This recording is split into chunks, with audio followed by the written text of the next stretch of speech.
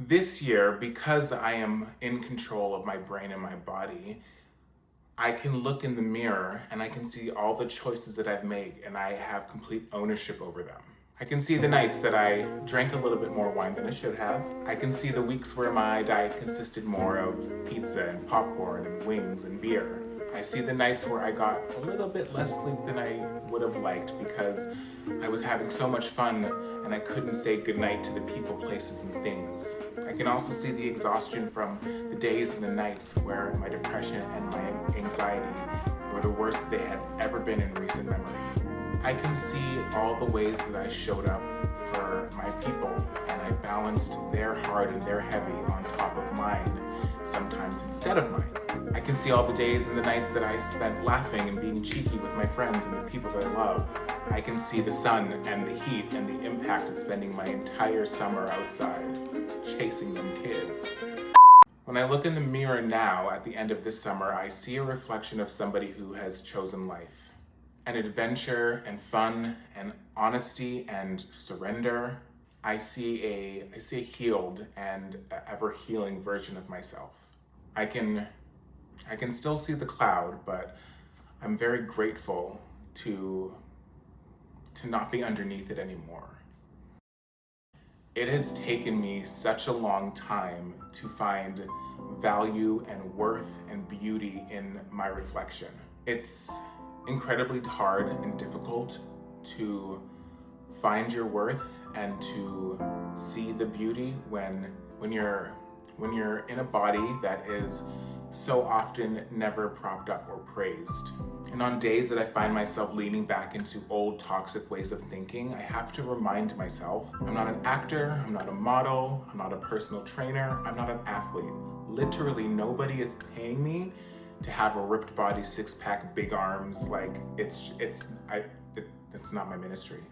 No one is paying me to live in the gym. I do not have a private chef or a dietitian at my disposal. But what I do have is discipline and consistency and a desire to improve myself, starting with my mental health.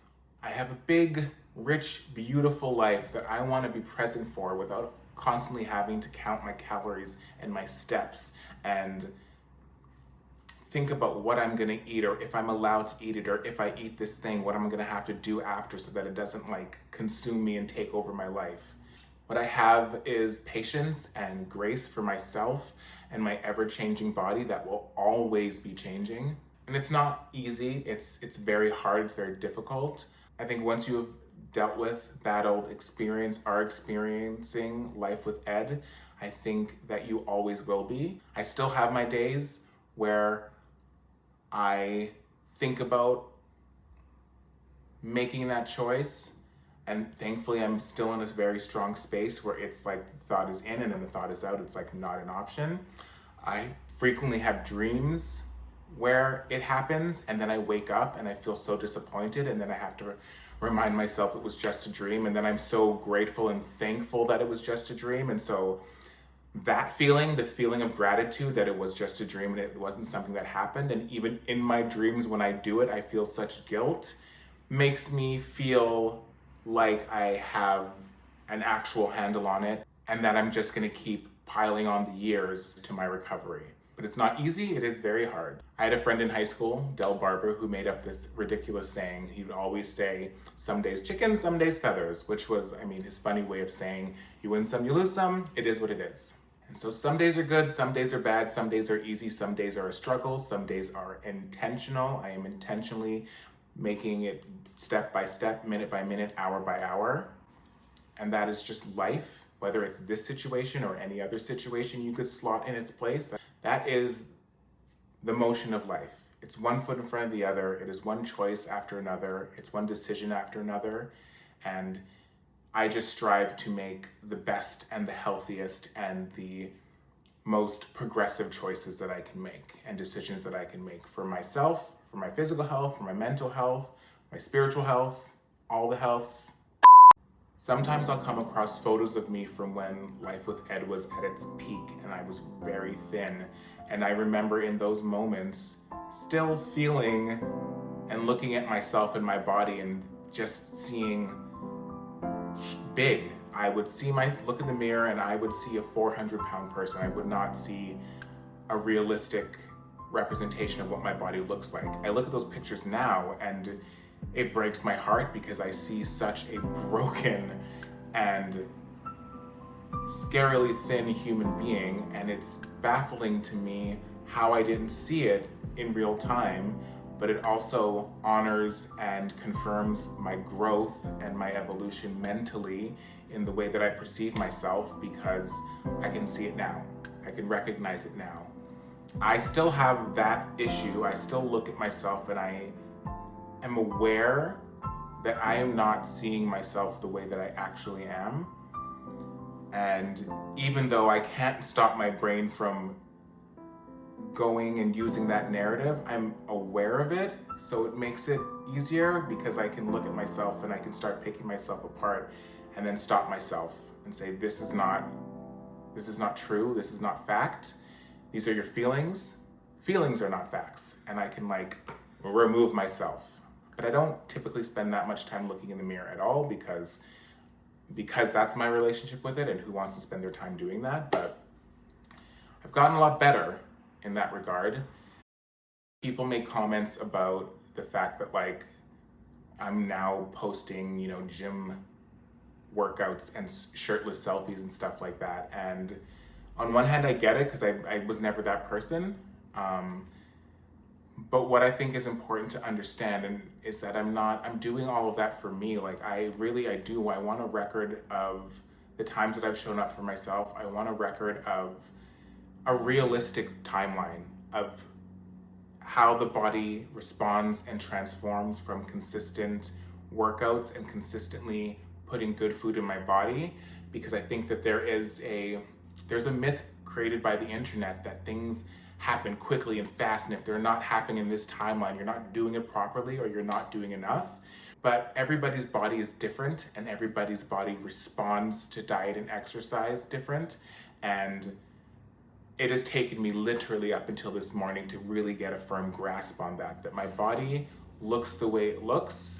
It may not look the way I want it to look or the way I'm told it's supposed to look, but this is my body, and it's the only body that I have. And I would rather it take slowly for the way I see myself and the way that I actually look to merge. I'd rather that happen slowly, because I feel like once it does click, it will be a permanent click and it will be a sustainable situation. I think of myself over the past 8 years and I look at a lot of those old pictures and my thought is that was an eating disorder. That was throwing up every time I ate something, and that was being a slave to the number on a scale. And I look at myself now, and I look at recent pictures of myself, and I think this is what being consistent 5 days a week at the gym looks like. This is being intentional about the food that I consume while also allowing myself to enjoy food, because I fucking love food. I really do. And we all should love food. And if we are fortunate enough to be in a position where we do not have to wonder where our next meal is coming from, then have gratitude and show respect to that and enjoy food. So when I think of what that was and what this is now, I prefer this over that, 100%. Whew, that was a lot to unpack. But I'm happy I did, and I'm happy that I've finally gotten to a place where I can be honest, mostly with myself, because this is the first time I've said any of this out loud, and at least to this detail. Even with myself, when I would think about these things, I would kind of just shut it down because I want to focus on here and now and what I'm doing. I don't want to go backwards, but I feel like there's always more of a threat of a regression if we do not examine and understand the root of things and how they start and what keeps them present in our lives for so long. Once you unpack all of that, again, I'm not going to say it's going to make things easier. I think that these things are things I'm always going to struggle with. It is the way that my brain is wired and set up, and I am doing what I can to actively work with it instead of fighting against it. The more that I unpack it, the easier it is day to day to have the upper hand and to be more in control in a positive and healthy way. So I think there's a lot of shame and stigma around men and eating disorders. We don't talk about it. We act like it doesn't happen, like it is a female issue and problem. It's not. It's very prevalent with men, especially in the LGBTQIA community. I just hope one person sees this and feels less alone and feels less shame and feels less like they are going in circles, rowing in a boat by themselves. You are not by yourself. I am in the boat with you, and we can row together. I also just think this is something that a lot of Black men don't talk about. We're supposed to be strong. We're supposed to be tough. You know, it's acceptable in my community to be large or to be muscular, and the in-between is never really spoken of. And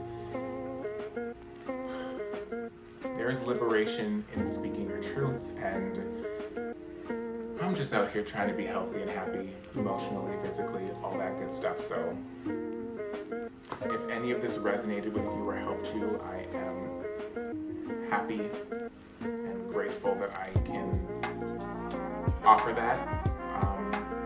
And if it didn't, then I'm just grateful and appreciative for having an ear for somebody to listen, because that, I think, is the hardest part. A lot of times we don't speak because we're afraid that no one's going to hear us. So